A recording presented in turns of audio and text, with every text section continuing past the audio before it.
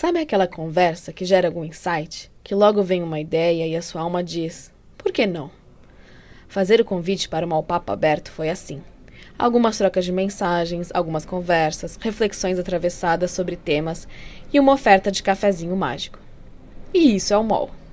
Se alguém ainda tinha uma dúvida de que aqui tem rede, fica o convite para escutar ou assistir essa gravação de um bate-papo gostoso e sem muito roteiro, que deixo na íntegra para todos.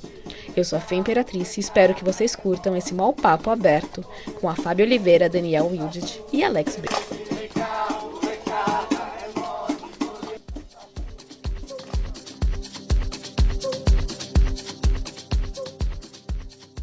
E tudo certo. Daniel, achei o máximo o seu vídeo. Curtiu? Curti muito, a cara da Casa do Saber. Eu falei, olha só. Legal. Massa. Curto. O... Pois é, meu. Essa coisa desses encontros, assim, é sempre mais certa, né? Porque a gente nunca sabe como é que vai estar o dia das pessoas no dia, o que que vai rolar, não vai. Mas eu brinco, assim, que 2000 e... 2007 eu fui fazer um evento fora de Porto Alegre, era 30 quilômetros de Porto Alegre. O evento tinha sido muito mal divulgado e tinha uma grande chance de eu chegar e não ter ninguém. E aí eu pensava só assim, cara, que droga, eu me deslocar 30 quilômetros para cá, 30 de volta para chegar lá e não ter ninguém. E aí eu tava ficando uma mistura de nervoso com decepcionado, um monte de coisa. O que que eu vou fazer, cara? Aí eu olhei assim em cima da mesa, tinha uma câmera fotográfica da época, né? Na época a gente não tinha os smartphones ainda. Eu olhei para a câmera e falei, é tu. Eu levei a câmera fotográfica e tal, e a decisão era, eu vou gravar esse troço aqui e eu vou executar o que eu ia executar. A câmera vai ser a minha pessoa participante ali, e eu vou falar tudo que eu queria falar para quem estivesse lá, né? E aí aconteceu que tinha 5 pessoas lá no dia, né? E era uma questão voluntária, então eu não estava exatamente preocupado, quantos são tá, se vou ganhar, não vou, era uma questão voluntária. Mas eu tinha visto, assim, que o pessoal não estava divulgando, eu falei, cara, algo não está certo nesse processo deles, mas tá, tudo bem, né, meio acreditando ali. E no fim ficou aquela coisa do open space, né, quem tava era quem tinha que estar, e o espaço aconteceu com quem tinha que estar ali e tal. E eu gravei até para testar. Ficou horrível. Mas esse seu ficou ótimo. Mas eu acho que essa energia, né, essa consciência, assim, de você voltar para o que o momento oferece, eu achei muito incrível. E acho que depois, eu não lembro se foi antes ou depois, assim, eu tinha escutado exatamente sobre isso. Que tinha uma educadora que fazia esse tipo de trabalho, tipo, ela ia abrir unidades. E quando não tinha ninguém, ela usufruía daquele ninguém, de estar sozinha, e conseguia produzir, reconhecer, e ela seguia o plano, né? Porque lidar com essa frustração, lidar com esse sentimento de será que sou eu, né? Eu que não engajei, eu que não trouxe? E você já começou falando que o Dia das Pessoas é muito dinâmico, né? E às vezes a gente se compromete, aparece uma coisa e aí não dá para participar, e não tem nada a ver com quem está ali para apresentar, com o apresentador, né? Com o facilitador. Eu achei assim muito, muito bonito. Mexeu comigo, porque eu fico Não, a gente teve nesse uma peso da situação. culpa, assim, do lance.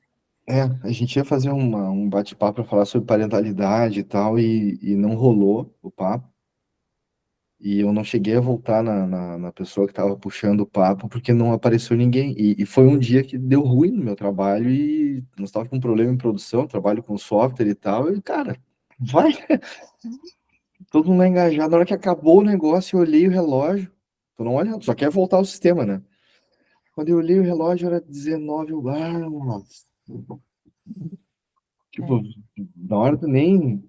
E deu ruim ali, a pessoa não ficou legal na situação, não ficou legal. Eu falei, tem que voltar a falar com ela. Ela ficou uma coisa meio assim, se vocês quiserem agora, vocês marcam. Eu falei, não é essa vibe, entendeu? Porque, tipo, Então, e todo mundo leva para esse lado, né?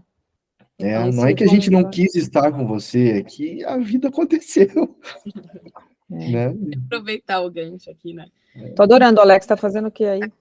Tá lá. Achei o máximo. Tô dono de casa. Tô adorando aqui. Dou sua toalhinha aí, ó. Ouvindo vocês, dono de casa, e pensando aqui em coisas para contribuir. É isso aí. Puxar o gancho aqui. Primeiro, apreciar também, Daniel, o vídeo. Eu acho que foi super interessante, né? Se vulnerabilizar nesse lugar, além do conteúdo. Eu acho que esse vídeo, né, puxou outras ideias, e acho que a gente está aqui por isso, então já é uma coisa legal de também pensar. E aí, onde me atravessou, que eu queria compartilhar com vocês e puxar esse mau papo aqui, que a gente está gravando até para outras pessoas, né? Eu entrei, né, na newsletter da Pri, né, também tá fazendo mall agora, e ela indicou e recomendou uma rede que está começando, que chama Content.você, que é uma rede que está, né, com o nome ali de o trabalho que a gente quer ter, que estão repensando a forma de trabalho. E aí, eu até já compartilhei lá, Daniel, já coloquei, olha que interessante, porque aquele vídeo surge de vários outros links, né, você tem vários conteúdos de pertencer, que eu acho que foi outro super interessante. E aí teve um papo nessa rede que foi com um psicólogo que chama Alexandre Coimbra do Amaral, não sei se vocês conhecem. Ele escreveu 2 livros, um deles é Exaustão no Topo da Montanha. E aí ele fala que a sociedade que a gente está, né, esse sistema todo, até isso que a gente está conversando aqui, né? Nossa, o Jomo, eu tá num lugar pensando em outra coisa, e aí eu cobrando das coisas. E aí, sobre essa questão até de pertencimento e significado, ele fala que tem 2 aspectos que a gente ficou refém. No trabalho, eu tô falando, tá? Um que é a folha de ponto, e outro que é a lista de pendências. E a gente ficou órfão disso com a tecnologia, porque a folha de ponto, você chegava lá, batia, então era onde eu delimitava, onde eu entro no trabalho e onde eu saio. E a lista de pendências era uma pilha de papel, normalmente, né? Que você chegava, tava ali a pilha, você ia fazendo, e você saía e deixava aquela pilha sabendo que você ia voltar no dia seguinte. E a gente não tem mais isso, né? Porque a gente tem o WhatsApp, a gente tem, né, várias provocações, e o WhatsApp é que nem e-mail, né? São gremlins. Você responde um, ele volta. Então, a gente saber lidar com isso. E aí ele trouxe, né? O que está acontecendo com o mundo, assim, do trabalho e essa falta de fronteira. E aí isso me conectou muito com as falas, né, que o Daniel traz, tanto dessa questão de, nossa, como a gente muda o nosso mindset para o jogo, quanto nessa questão de pertencer, porque tem um lugar, né, que tem até no texto, né, de como a gente desenlata o sistema, né, de educação ou até de trabalho, porque acho que a gente herda as questões de educação para o trabalho. E como a gente também cria essas crenças até na gente mesma, né? Nossa, eu vou lá. E aí a preocupação é, mas vai ter gente ou não vai ter gente? E ao mesmo tempo a gente, como pessoas, também fica, putz, mas eu tô perdendo tal coisa. Então, ao mesmo tempo que a gente tem essa sensação de, nossa, vamos convidar algumas pessoas, quem vai estar lá, e ter essa pressão de muita gente vir, a gente também tem esse outro lado que é, gostaria de estar em vários lugares, eu me culpo por não conseguir estar em todos. Enfim, isso me atravessou e eu falei, nossa, eu preciso trocar mais com o Daniel, com a Fábio, com quem tiver essa oportunidade, porque essas coisas se conversam, né? E eu achei super interessante, Daniel, também esse lugar de parentalidade, né? De você, ao ver o seu filho e ler o livro da Brené Brown, né? De como você se provoca nesse lugar de, opa, peraí, tem alguma coisa errada. Como é que eu vou refletir sobre isso e trazer essa consciência? Sem resposta, né? Porque a resposta acho que vai vir desse coletivo. Sim. Enfim, trocando aqui, né? Essa coisa do filho é engraçada, né? A gente tem um acordo dele ir para a escola só 4 dias na semana, né? Então, e ele que propôs, né? Ele propôs, eu só quero ir 4 dias na semana para a escola, tá? Ele tem 4 anos. E aí eu olhei para ele e falei assim, cara, o que tu andou lendo, cara? O que tu tá consumindo aí? O que tá aparecendo nesse teu YouTube aí, nos canal de Roblox que ele fica assistindo e tal, às vezes. Aí tá, cara, eu aceito essa proposta, né? E aí, por exemplo, hoje seria o dia que ele ficaria em casa o dia inteiro. E aí ontem, é umas coisas que tu olha assim, tu não pode nem ficar surpreso, porque senão tu tira a conversa, né, que tá rolando na tua frente ali. Ele falou assim, eu falei, então amanhã, cara, amanhã é o nosso dia de ficar em casa e tal. Aí ele assim, mas pai, amanhã é aniversário da Alice. que é coleguinha da escola, e vai ter um bolo de tarde na escola. Daí eu olhei para ele, tudo aqui, né, segurando no semblante aqui, ajuda ele, né? E eu assim, não, meu, tranquilo, que tal então a gente vai para a escola só de tarde e de manhã a gente curte. Quando tu acordar, né, ele acorda umas 10 e pouquinho, ele acorda, e daí a gente vai curtindo até 1 e pouco, daí a gente vai para a escola, o que tu acha? Ah, legal! Então, beleza. Mas é legal ver nele também essa coisa, tá, às vezes eu posso ir 5 dias na semana para a escola também, tá tudo certo, tipo... E os né? combinados, eles podem ser flexibilizados, né? Aquilo que eu combinei, porque é exatamente isso. Numa outra sexta não é aniversário da Alice, mas hoje eu quero estar ali. Então é um pouco dessa escolha e tá tudo bem, né? E às vezes a gente fica, não, tem que ser na quarta. Então se muda para quinta, nossa, o mundo acabou. Ou se eu combinei de estar aqui com vocês e de repente acontece uma outra coisa, existe uma culpa, né? Então ele te trouxe uma mudança de plano com muita naturalidade, né? Ele conseguiu colocar, é porque é aniversário da minha amiga, tal. Então, imagina assim, aí hoje de manhã você fez um plano para o dia inteiro, vocês iam passear, iam fazer não sei o quê, papapá, comprou um ingresso. Sim, às vezes acontece. Né? Aí ele fala assim, mas é aniversário da minha amiguinha. Né? Aí toda aquela programação que você construiu, como que lida com isso, né? Então, como é que a gente trabalha essa frustração? É um ponto que a gente não teve essa educação, né? Eu acho que tudo começa com identificação das nossas emoções, dar nome ao que a gente sente. Né? Porque se a gente dá nome, fica muito mais claro, porque aí você fala, pô, tô chateado, igual você trouxe, né? Ai, fiquei meio ansioso, fiquei frustrado, fiquei com raiva, fiquei sei lá o quê, tô feliz. E aí fica mais fácil da gente enxergar no outro também o que ele está sentindo e o que ele está propondo, né? Por que ele propôs aquilo? Porque o sentimento dele pela amiga, nesse momento, é mais forte, assim, tá pegando para ele. Tipo, pai, você vai ter que ir ao cinema que você comprou o ingresso outro dia. Desculpa, vai dar para trocar? Não vai? E é um pouco disso. Tudo massa, né? Ou a vontade dele de comer bolo. Né? Também. Pode ser, um brigadeiro. Comer bolo, divertir, né? É isso. Mas o que eu achei dessa reflexão, escutando você, primeiro essa consciência do Daniel, tipo, né? Ele já tem uma consciência diferente aqui no meu viés, da maioria dos pais, que é como assim vai faltar na escola e pode ir 4 dias da semana, né? O sistema, bem aspas aqui, faz com que a gente siga, né, o normal, bem aspas, porque eu não acho que isso deveria ser normal por muito tempo, é a gente seguir ali, nossa, o bom aluno vai nos dias, tira nota e tal. E aí essa frustração, mas essa frustração estaria no Daniel, se ele comprou e fez outro programa, e não talvez no filho dele. Então, como essa consciência dos jovens, como é que a gente, ao ter essa consciência, também constrói um novo, aspas, sistema, né? Que é um que se permita ter esse olhar de, putz, eu quero ir esse dia, eu não quero ir, de fazer esses combinados. Porque daí não vai ser a frustração, né? A frustração dele, eu acho que estaria muito de, peraí, a gente não combinou que eu poderia ir só 4 dias ou não, ou esse diálogo. É interessante, né, que as frustrações, às vezes, pra gente, pro outro não é.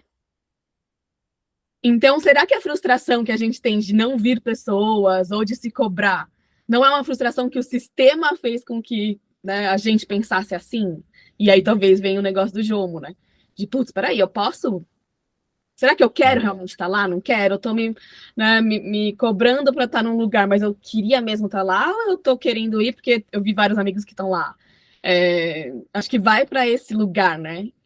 E aí os combinados talvez seja a gente respeitar nossa frustração e entender, pera, essa frustração tá vindo de mim? Estou sendo egoísta de olhar para isso? Ou da onde está vindo? Eu achei interessante esse lugar. Né? Que tem essa coisa da...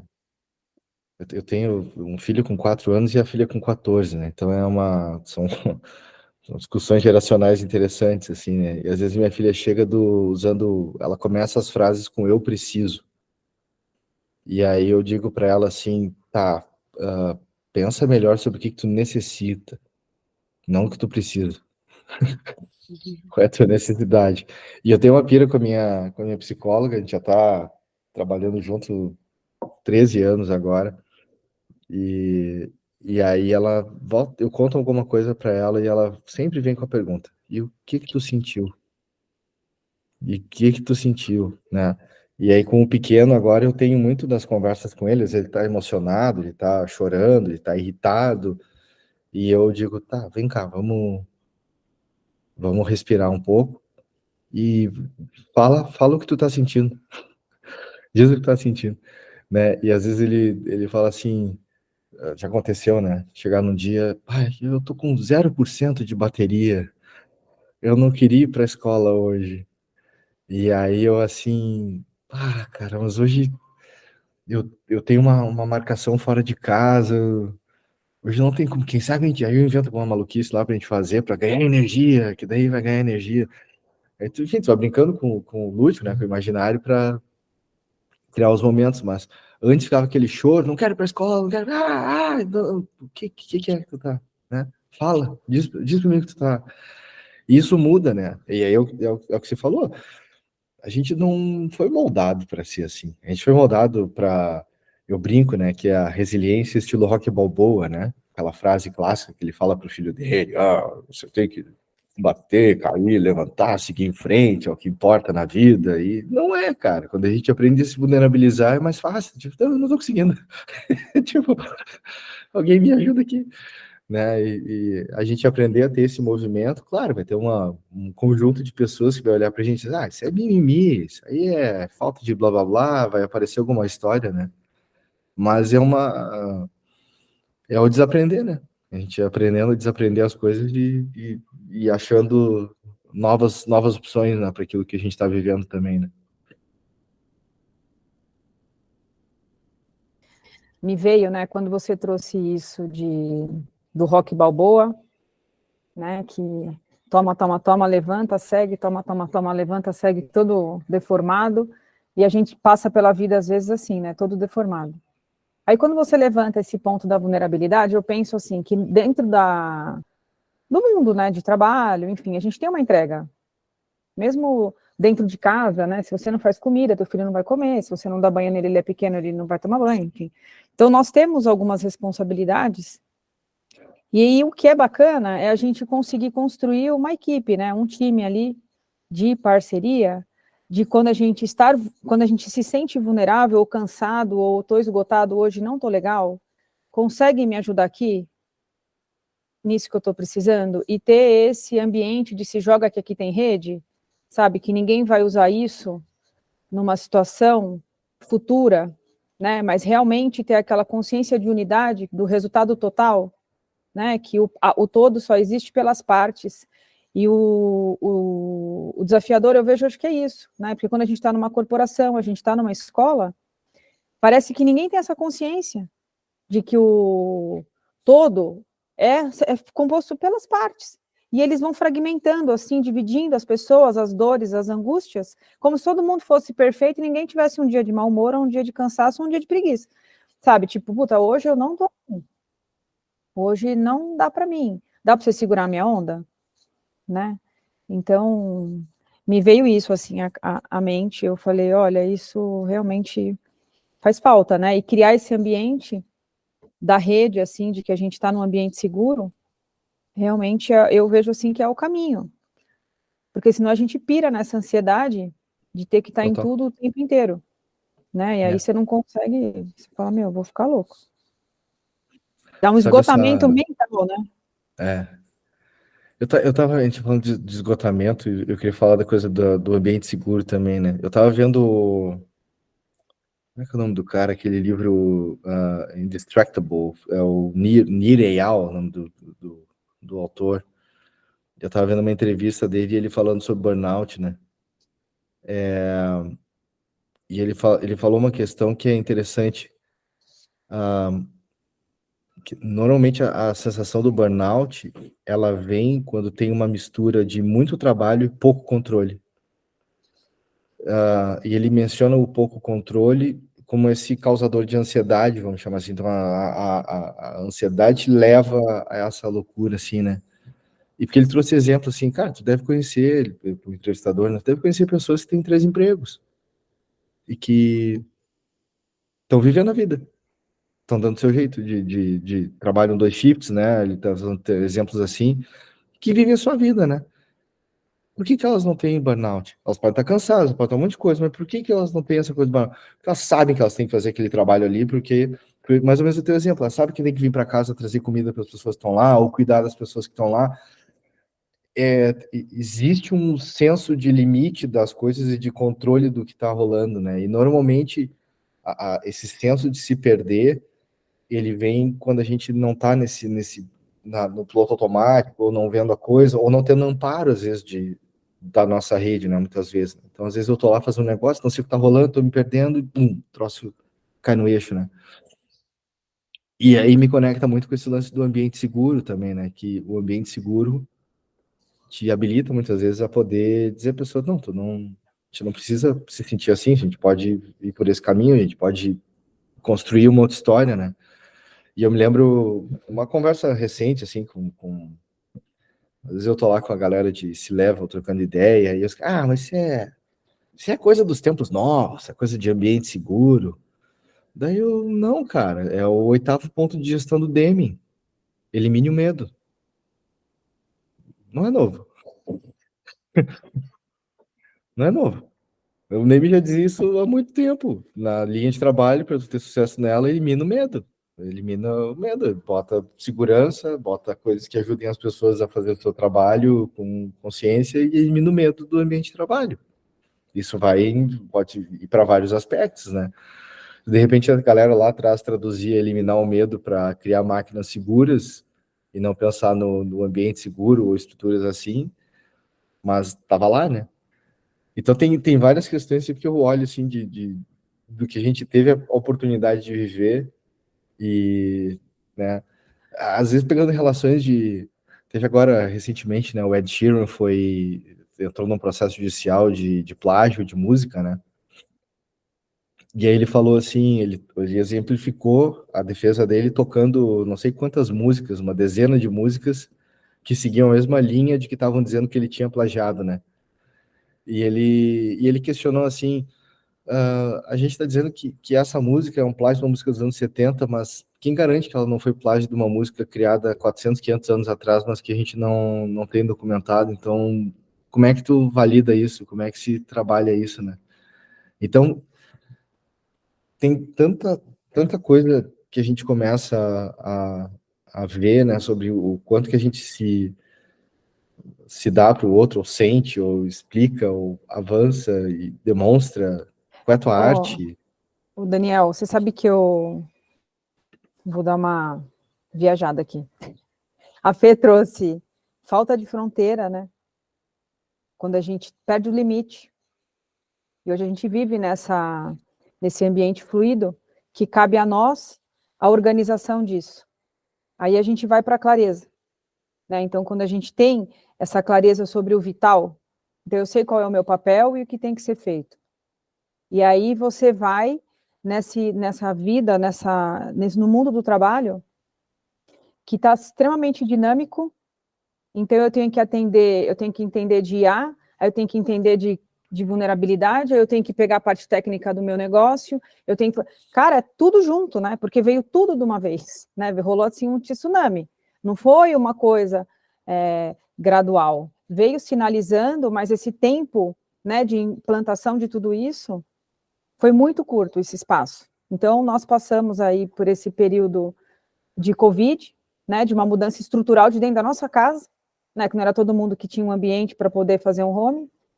Então, já vem essa parte física. Aí você tem a emocional, que você perde relacionamentos. Aí você vê uma crise econômica. E você tem que ter recurso interno para lidar com tudo isso. E você não foi educado a dar nome ao que você sente. E aí você está num lugar que você tem que fazer. Ninguém perguntou se você tem condições para aquilo. Se você não faz, você perde seu trabalho. Você perde aquela fonte de renda que te gera uma tranquilidade.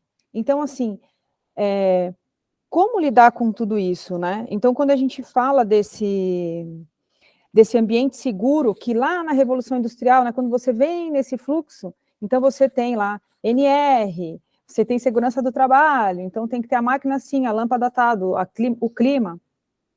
Só que isso hoje caiu todo no emocional, né? Então, quando você trouxe esse burnout, né, do pouco controle, mas as pessoas que muitas vezes têm a clareza, sabem o que é vital para elas se reconhecem e se encontraram, né, porque é um novo encontro da gente mesmo com que a gente pode contribuir. Tipo, qual que é meu papel? O que eu agrego aqui nesse lugar que eu estou? Faz sentido eu estar aqui? Né? Então, eu acho que a gente está muito nesse lugar. E aí a gente tem que voltar lá, é como se fosse para a infância, né? Então, o que você está sentindo? Está com raiva do amiguinho? Está triste com você? Né? Agora não dá, igual você falou, filha, você precisa, você necessita, qual que é a relação de necessidade efetiva? Né? Você viu igual você falou com o teu filho, o que você está se alimentando, né, cara? O que você está comendo aí? O que você está vendo que me trouxe essa demanda de ir para a escola 4 vezes? Né? Da onde você está?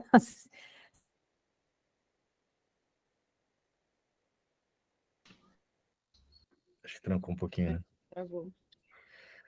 Mas até pegando um ponto aqui, né, da Fá falando, uma coisa que me veio foi muito essa... Travou um pouquinho no final, tá, Fá? Mas vou filosofar em cima da sua filosofia, do seu...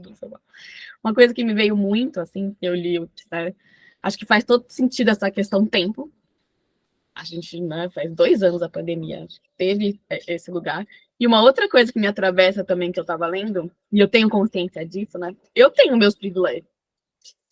E eu entendo esse lugar, né? É verdade, né? Puxa, tem gente que tem 3 trabalhos e tá dando conta. Eu pergunto, às vezes, será?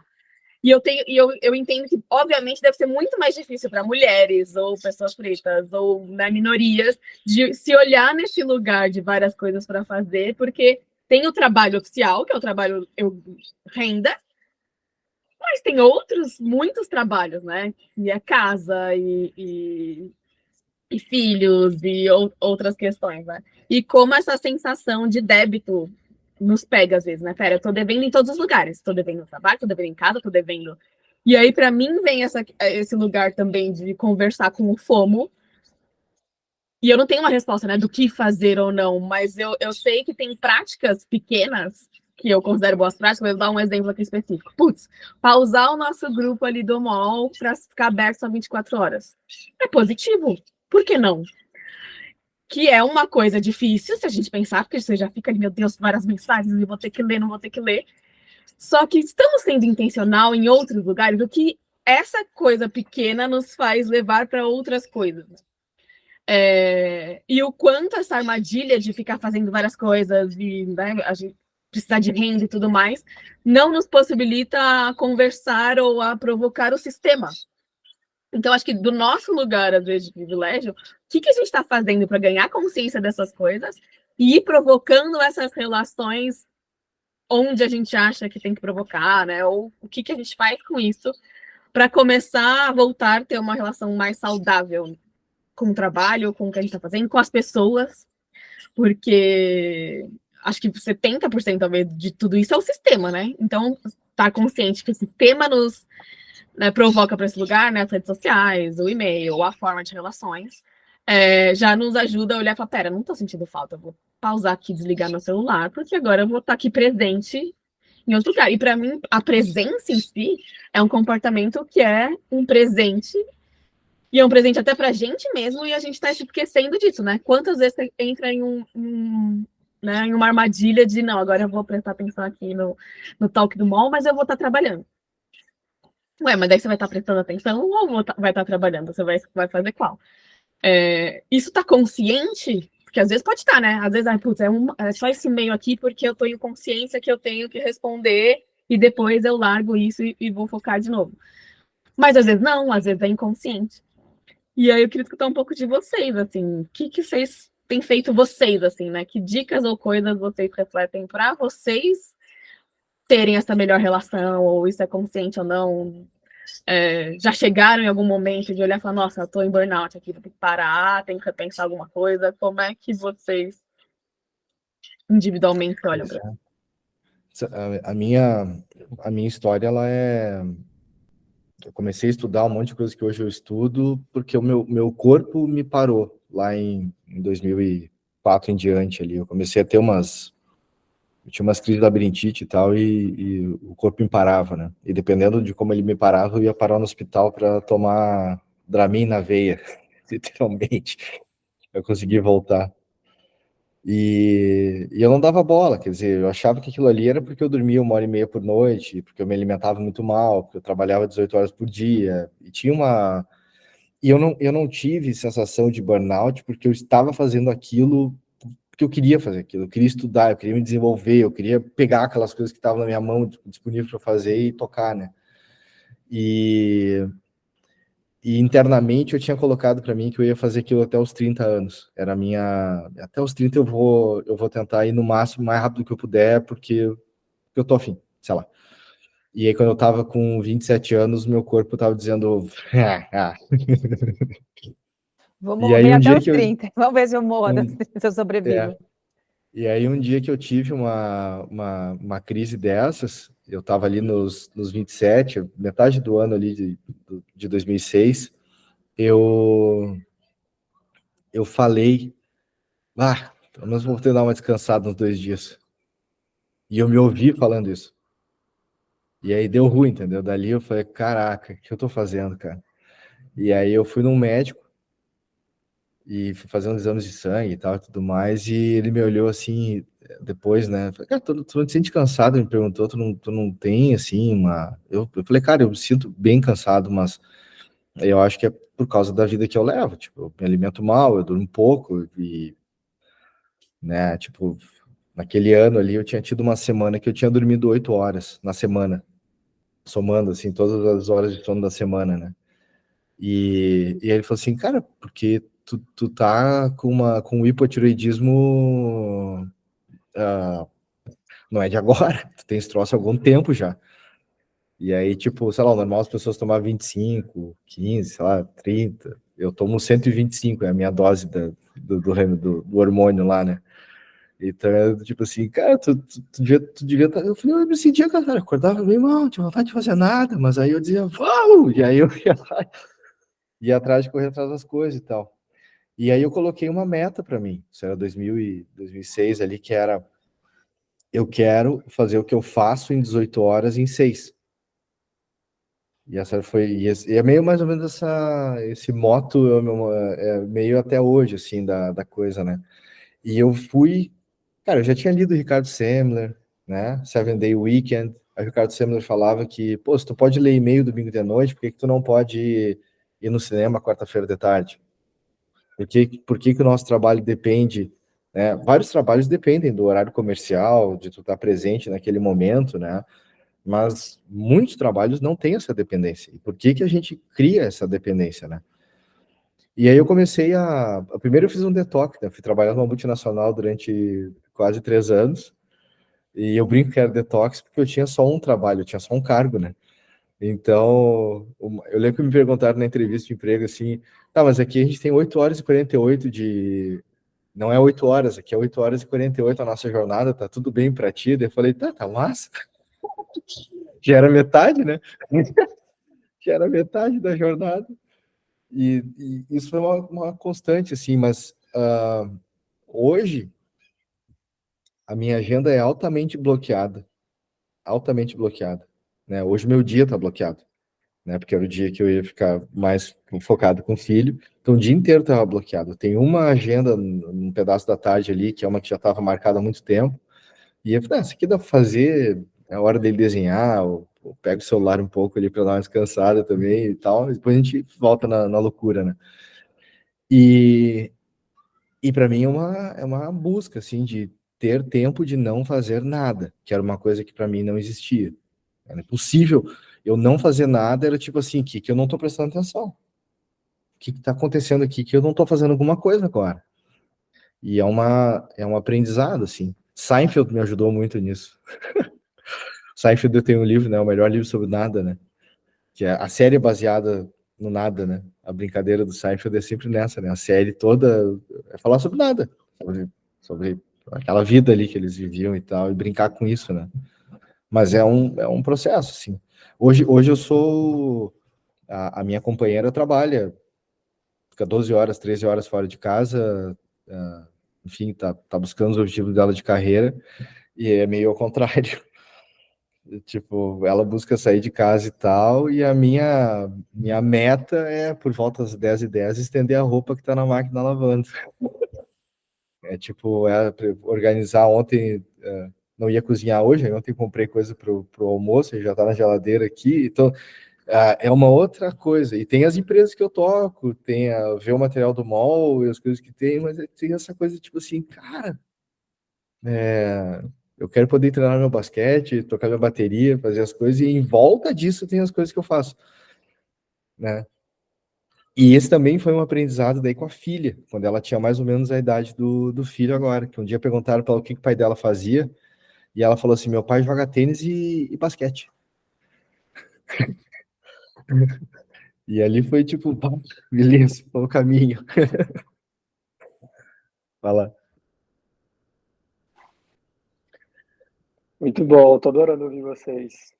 Agora eu já terminei de lavar minha louça ali, já sentei aqui, estou devidamente instalado. Muito legal. Acho que o que eu fiquei pensando aqui, várias coisas, na verdade, vou ver como que eu arrumo isso na fala. Primeiro, ontem eu quero compartilhar que foi um dia onde eu senti muito a necessidade de parar, assim, e eu respeitei isso. E teve uma questão muito concreta, tipo, eu e a Marcela, a gente teve uma questão aqui, uma treta, que escalou, enfim, né? E quem nunca?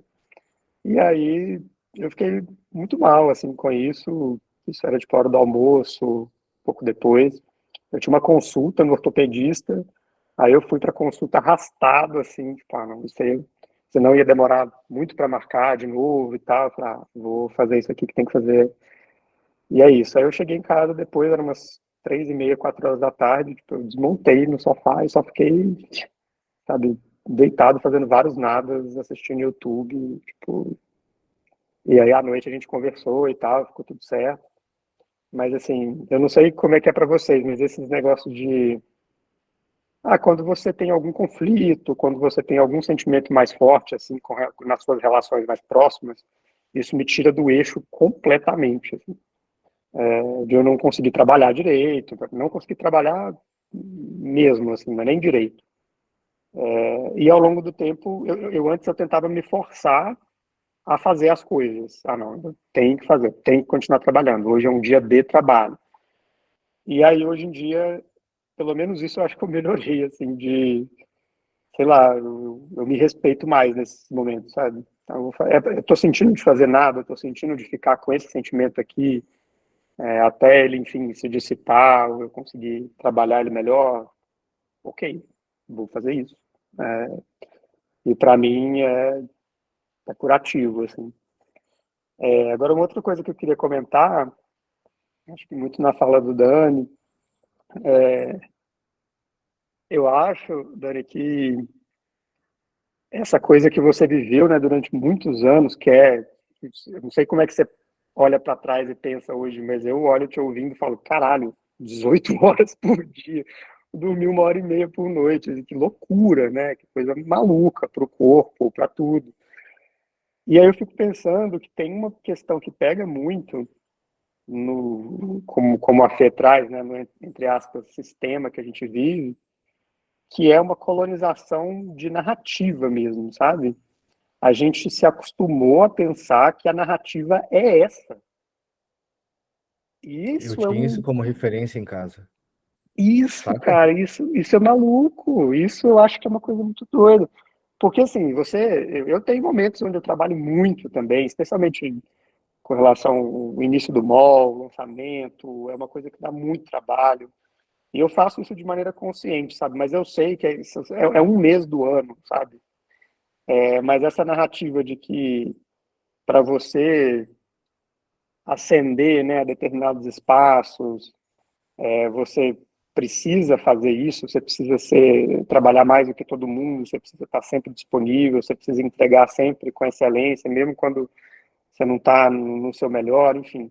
Todas essas crenças, né, acho que elas vão sendo instaladas na gente e depois é muito difícil de tirar isso. Assim. Acho que não dá para tirar. Eu acho que a gente vai aprendendo a ressignificar, a lidar.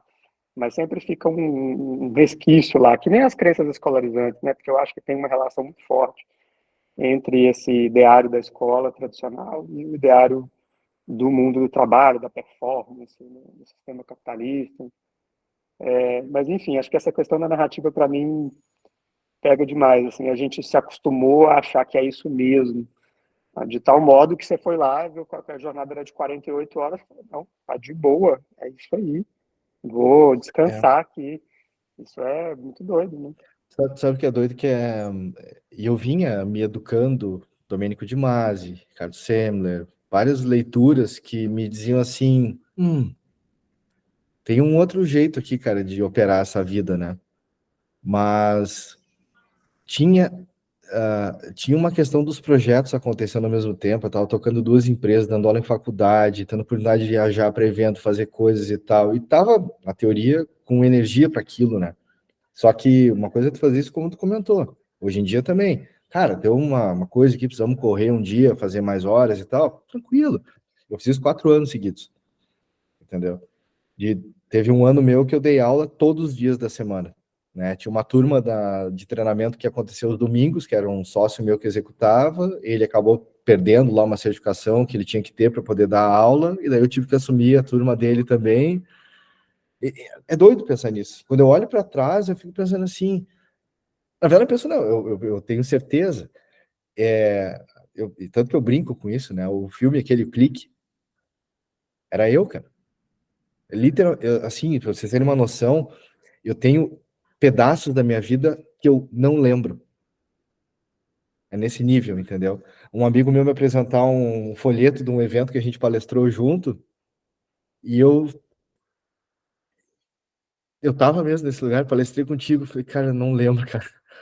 Eu não lembro, sabe? Então, assim, é louco, assim, o que a gente causa, de novo, bem isso aí, Alex, coisa narrativa, sabe?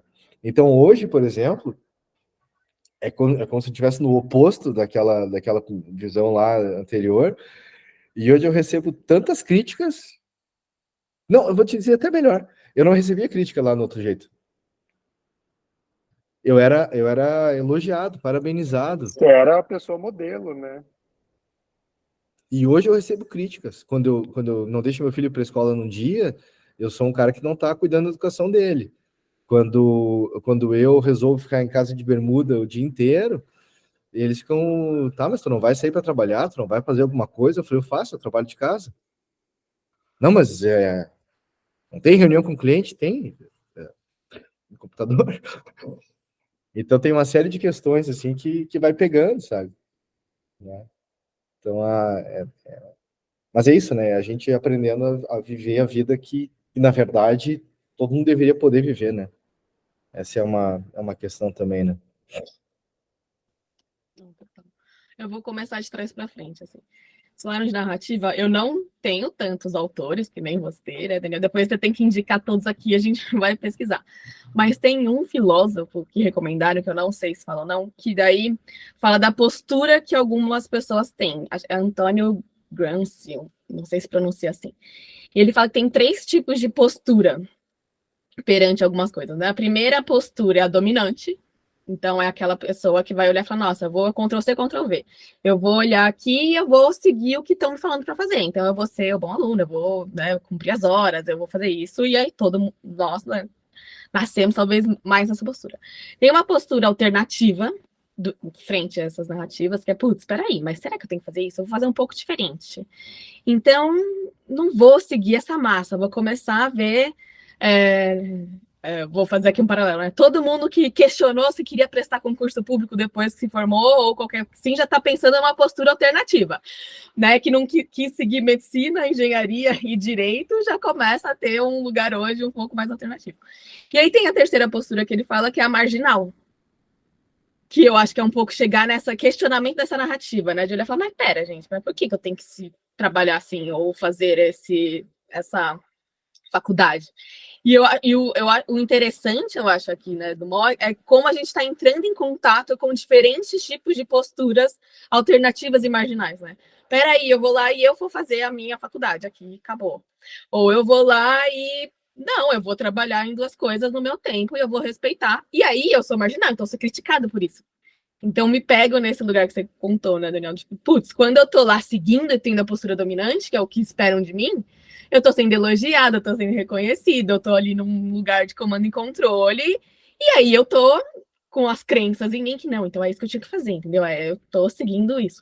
Qualquer coisa que fuja disso, a gente critica. E aí eu achei muito bonito você trazer, Daniel, que eu, né, primeiro assim, se vulnerabilizar para trazer essa história. E segundo, observar como isso você aprendeu e está trazendo diferente na educação para os seus filhos, né? Porque você trouxe esse lugar de a gente rir da desgraça, né? Nossa, trabalhava 18 horas, tipo, hoje é mais consciente. E como você se percebe não respeitando o que você estava sentindo ali, né? Pera, eu tava cansado, mas eu me conectei muito quando você falou, não, vamos, sabe? Parece aquele negócio de time ali, né? Vamos. E eu também achei super interessante como você colocou que não, eu jogo tênis, né, basquete, a bateria e o resto tá em volta disso. E eu acho que isso é uma provocação marginal. É isso que a gente faz, a gente olhar para, pera, estive nesse lugar ali que, né, hoje eu olho e esqueci o que eu da presença, porque foi um lugar que, né, acho que ninguém aqui quer chegar no burnout ou quer fazer coisa, né, mas gerei consciência disso. E como você está se provocando a permitir isso e essa diferença para os seus filhos ou para o dia a dia, né? Eu acho que foi uma coisa que eu aprecio super. E aí, escutando você, Alex, também, né? Eu acho que poucas vezes, pelo menos quando eu olho minhas relações em casa, criança, né? Eu lembro até hoje, uma vez que meu avô sempre perguntava, né? E tá bem? E aí, né, aí teve uma vez que eu falei, não vou falar que eu tô bem, né? Esse negócio de ficar falando que eu tô bem. E aí eu fui fazer alguma brincadeira, tipo, tô, sabe mais ou menos. Eu levei uma bronca, tipo, de uma meia hora. Como assim? Você tem tudo, olha as outras pessoas, não sei o quê, tá indo na escola, e não tá bem. Falei, nossa. E aí eu fiquei um tempo sem responder que eu, né, não tava bem. Falei, então é melhor eu responder que eu tô bem, né? Tipo, verdade, eu tenho aqui várias coisas, tem outras pessoas que têm. Aí hoje eu olho para isso e falo, gente, olha como é o sistema.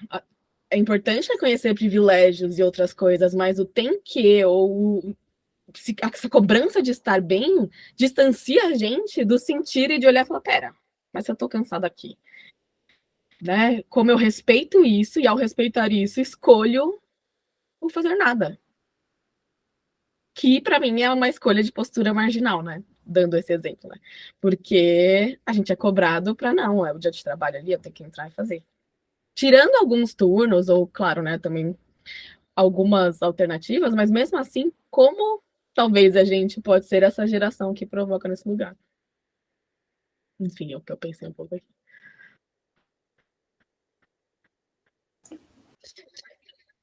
Ai, vamos lá. Fê, quando vocês trazem essas narrativas, né, eu acho que eu vim bem desse lugar, eu sou o Rock Balboa, só não ando com olho roxo na rua.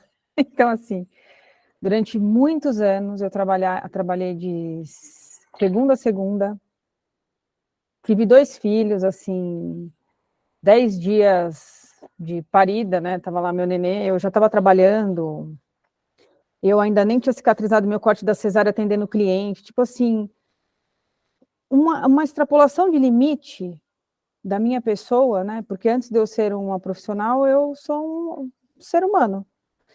E a gente vive nessa ciranda e sempre... Não, a Fábia faz, eu sempre tive comigo assim, né? Eu faço o que tem que ser feito. A que custo? Né? A que custo a gente se expõe a isso? E quando a gente está nesse lugar, é sempre assim, nossa, a Fábia não chora, a Fábia faz, a Fábia... Nossa, né? Quando eu tive um pânico numa ressonância, ninguém acreditou. Falou, você é tão forte. Eu já tinha feito, né? Mas aí eu falei, então, eu tive um piti ali, não consegui fazer o exame, tive que ir embora, fui de novo, não consegui, até hoje não fiz. E aí, porque eu estou trabalhando isso em mim, porque tudo que me traz a sensação de aprisionamento está me dando um pouco de paura no pescoço, assim, está me dando falta de ar. E quando a gente vem, e aí o que eu venho fazendo já há uns 5, 6 anos? Me permitindo, dentro da minha rotina, dentro das minhas responsabilidades, olhar para mim. Então, tem coisas assim que eu faço, uma massagem, sei lá, encontrar uma amiga, fazer um almoço com um horário estendido, falar sobre assuntos que me geram prazer, porque a gente entra numa ciranda, né, Daniel, assim, de dormir 1h30, cara, é uma loucura. Aí você come o que tem perto de você ali, porque você não levanta nem para fazer xixi, e aí você vai criando, vai adoecendo, e quando a Fê traz esse termo marginalizados, né, porque nós somos realmente vistos dessa forma, porque quando você começa a fazer um movimento de comportamento diferente do que é estabelecido, você é como se fosse mal visto. Só que eu vejo que a gente está no caminho certo, porque é uma cura interior que não deixa de ser produtiva, né? Porque a entrega continua acontecendo, só que de uma forma mais saudável. Por isso que eu sempre tenho esse olhar assim para as emoções, e entender quem é a gente, né? Quem sou eu? Sem esse papo de não é coisa do propósito, mas quem é a Fábia, quem é a Fê, quem é o Alex, quem é o Daniel? Então, quando o Alex traz, né? Ontem aqui rolou ruim, quando tem uma questão emocional, eu não consigo trabalhar. Eu vivo isso porque a minha empresa é familiar, então eu tenho uma relação muito, não é legal com o meu irmão, que é meu sócio. E a gente fica nos embates que, cara, eu caio assim numa zero produtividade. Eu estou assim há 2 semanas na minha casa, não conseguindo fazer o que eu tenho que fazer, e aquilo vem, sabe essa lista de tarefa? Ela vem batendo em mim, assim, todos os dias. Então, assim, e cada dia é mais uma, né? Porque se você não desenrolou, aquilo vai se somar. E vai vindo, vai vindo, vai vindo, e no final, quem é você aqui nesse meio, né? Qual que é o lugar que eu estou ocupando? Então, eu mesmo no meio dessa avalanchezinha aqui que vem caindo em mim todos os dias, eu ainda estou me permitindo ter os meus momentos do nada. E aí eu escuto assim do meu marido, você tem que ter foco. Tem que ter foco. Aí eu falo, aí eu tô aqui, né, com vocês. Isso para mim é um foco. Porque aqui eu estou aonde verdadeiramente eu quero estar. E que não tem nenhuma relação concreta com o meu trabalho. Mas tem para mim. E isso reverbera sim no meu trabalho. Então eu estou nesse momento de criar, de estabelecer esses limites, e meio que no final dá tudo certo, né? Que a gente fica louco, mas no final as coisas se resolvem. Porque é um fluxo natural, né? Quando a gente meio que relaxa, tipo, solta a mão assim, meio que tá bom, vamos ver o que vai acontecer, e no final dá certo, porque aí vem a questão de fé, de paz interior, de um outro fluxo. Então eu comecei a me respeitar mesmo no ringue ali, desse boxe. Você, não sei como é que a gente está de tempo, como é que está aí? O que você programou? Tecnicamente, a gente ultrapassou o tempo, né? Então, daria para ficar horas, mas a gente vai ter que cuidar aqui e ver quem pode ou não e ir encerrando. Tá. Eu tenho 2 comentários, vou tentar ser breve, e eu também meio que preciso ir aqui, quero terminar um texto, mas ouvindo vocês, me vieram 2 coisas. Primeiro, acho que quando a Fê falou sobre os modos alternativos e marginais, né? Eu vejo que no mall, para mim, é uma grande escola nesse sentido, sabe? Porque a gente tem muito acesso, como você mesmo falou, Fê. Aí eu lembrei, foi me vindo vários exemplos assim de pessoas na cabeça. Acho que algumas de turmas anteriores que vocês não conheceram, por exemplo, o Ed, que é um cara, ele é super novo, deve ter 20 e poucos, 25 talvez. Ele é companheiro da Serena. A Serena está nessa turma atual do mall.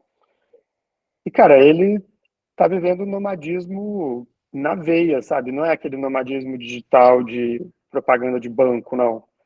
Ele tem uma Kombi velha e ele colocou o estilo de vida dele para ser um mínimo custo, sabe? É muito barato viver a vida dele.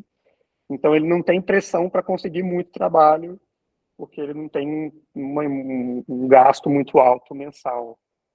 E ele está vivendo, não sei, provavelmente ele não vai ficar nômade o resto da vida, mas assim, ele está vivendo exatamente o que ele deseja nesse momento, sabe? Eu acho que o ponto para mim aqui é possível a gente ir desenhando e redesenhando os nossos modos de vida para ter mais disso que a gente está intencionando, sabe? Para poder ficar quinta-feira e talvez a sexta-feira também, ou sem fazer nada, ou brincando com o filho, ou podendo responder ao que aparecer, né, nesses dias, estudando, aprendendo. É possível, assim, só que aí talvez a gente tenha que abrir mão de algumas narrativas, né? Então, talvez eu não vou ser o C-level, talvez eu não vou ser o fulano de tal, talvez eu não vou atingir esse objetivo tão rápido, talvez vai demorar um pouco mais. Mas é a consistência que fala no fim das contas, né? E não a rapidez que você tem para alcançar nada. Então, essa é a primeira coisa. A segunda coisa tem a ver com hábito, assim, que é um campo que eu gosto muito de estudar. E eu vejo assim, quando a gente faz isso, né, que o Dani fez aí por 4 anos, quando a gente coloca nosso corpo na reta, né, por conta de uma pretensa intenção de fazer mais, de trabalhar mais, de entregar mais, até mesmo antes do burnout aparecer, eu acho que acontece uma coisa com os nossos hábitos, porque não é só que a gente tem menos tempo para cuidar das coisas que são importantes, né? O nosso corpo, nossa família, nossas relações, etc, etc, etc. É que esse cansaço que vem dessa entrega muito grande, ele também impacta no nosso estilo de vida e na manutenção dos nossos bons hábitos, que é aquela história assim, quando você chega 10, 11 da noite, ou às vezes até mais tarde, de um trabalho exaustivo, e aí você bate uma fome, você ainda poderia fazer, vou pedir uma salada, vou fazer alguma coisa aqui, vou fazer um ovinho de boa. Só que, cara, você abre a geladeira e tem um bolo lá de 2 dias atrás, você vai comer metade do bolo que sobrou, sabe? Isso não é... Isso tem a ver com hábito, porque a nossa força de vontade, né, para sustentar as nossas rotinas, ela tem um prazo de validade, assim, ela não é eterna, ela não é infinita, é uma energia finita. Então, se a gente quer manter os bons hábitos, se a gente quer até mesmo construir novos hábitos, né, para a gente conseguir ter um modo de vida que sustenta aquilo que a gente quer, a gente precisa cuidar dessa energia vital, dessa energia de força de vontade, porque ela não é infinita, ela acaba. E aí é muito fácil a gente sucumbir para os velhos hábitos de sempre. Lá na sua infância, quando você estava estressado, quando você brigava com um coleguinha, você comia um brigadeiro. E é isso, sabe? Ou você, enfim, fazia tal coisa que tem aquela recompensa ali hormonal instantânea, né? Que ok, mas se você vai fazendo isso ao longo do tempo, você acaba de ferrar seu corpo mais ainda.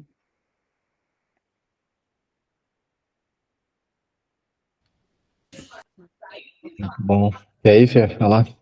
Não, eu ia falar, né? Que aprecio muito esse momento coletivo aqui de troca, até, né? De escutar outras pessoas e acho que isso, pelo menos para mim, ajuda a refletir nos meus hábitos, nos meus, né? Na minha intencionalidade, nessas escolhas, né? Eu concordo muito com você, Alex, de, putz, espera aí, eu tô escolhendo. O que eu tô escolhendo, né? E o que eu vou deixar de lado? E o que talvez eu vou estar ok para demorar mais ou não? E como ser intencional, porque a autodireção também é sobre isso, né? E o que eu tô percebendo cada vez mais que é como é que eu vou me propor a ter uma autodireção em estudo, em educação, se eu não consigo ter essa autodireção na minha vida ou em outros aspectos, né? É uma provocação que tem me atravessado. E agradecer a todos vocês, né? Eu aprecio muito essa troca e essa disponibilidade de estar aqui presente, falando sobre isso e trocando e sendo vulnerável. Então, obrigada aí, todo mundo, por esse tempinho. É massa. Adorei. Obrigado a você por sustentar esse Foi muito bom. Exato. Eu acho que tem várias coisas que a gente se conecta, assim, e aí as descobertas, né, que a gente vai tendo ao longo da vida, né? Tipo, sei lá, a primeira vez que eu li o Alex, eu estava começando uma jornada ligada mais com crowdfunding e tudo mais, e ele estava lá com um projeto na Apoia-se e tudo mais. Hoje eu sou mentor na Apoia-se, tenho um projeto de fazedor na Apoia-se, tem várias coisas legais assim.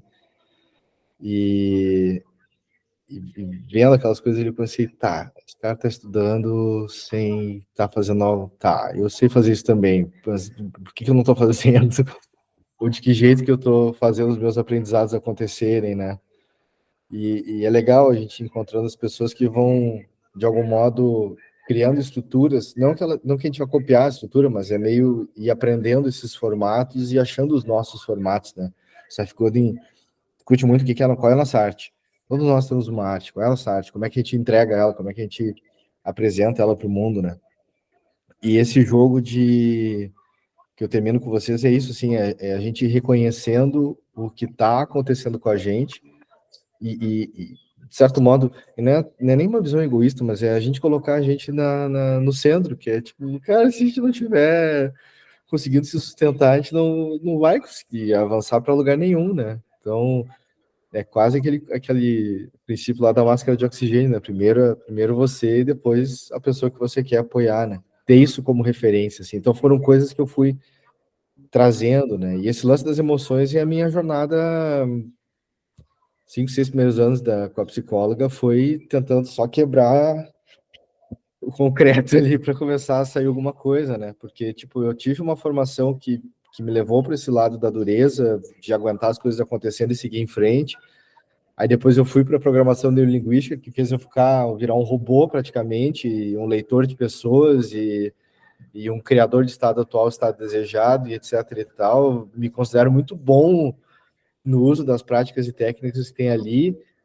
E aí, quando eu começo a conhecer sobre a comunicação não violenta, né, Marshall Rosenberg e tudo mais, começando a entrar nisso, eu, peraí, que negócio é esse aqui?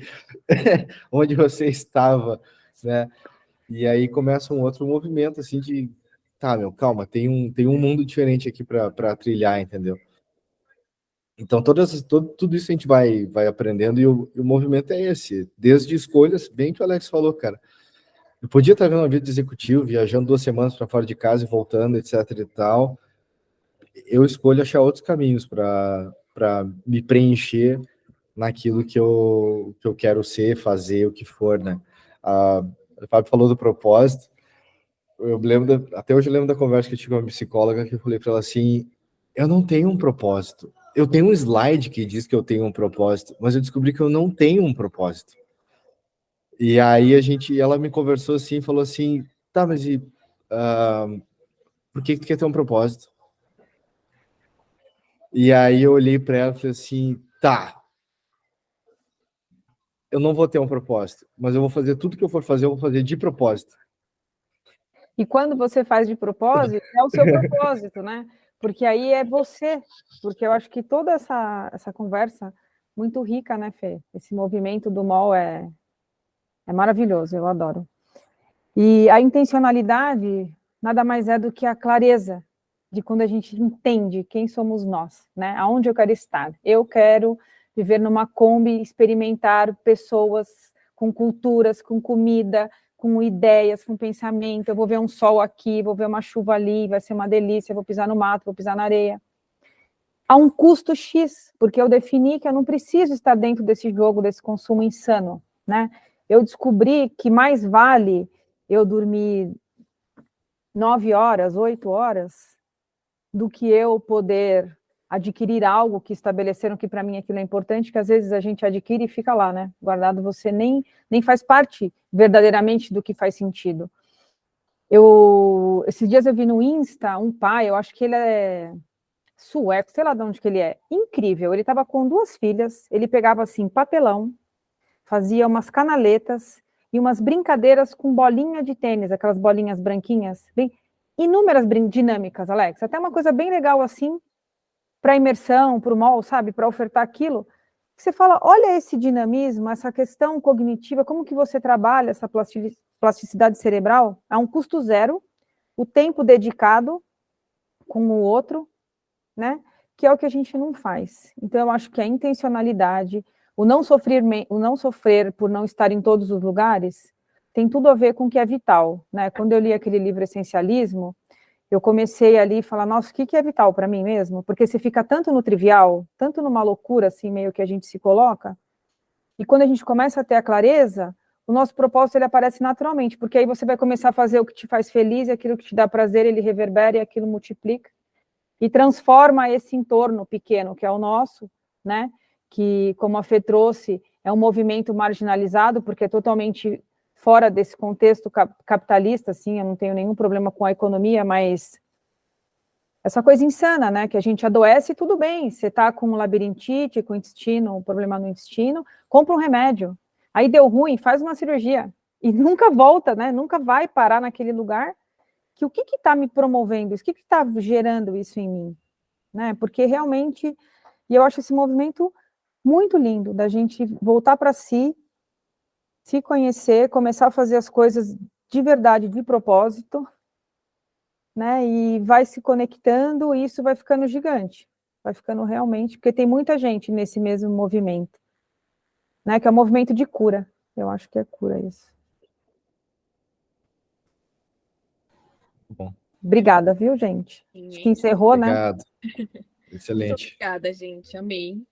Também. E vamos continuar nesse movimento, cada um. Sim. Obrigada, viu? Um bom dia para vocês. Para vocês. Valeu. Beijo, gente. Tchau. Amei. Valeu. Tchau, tchau. Valeu.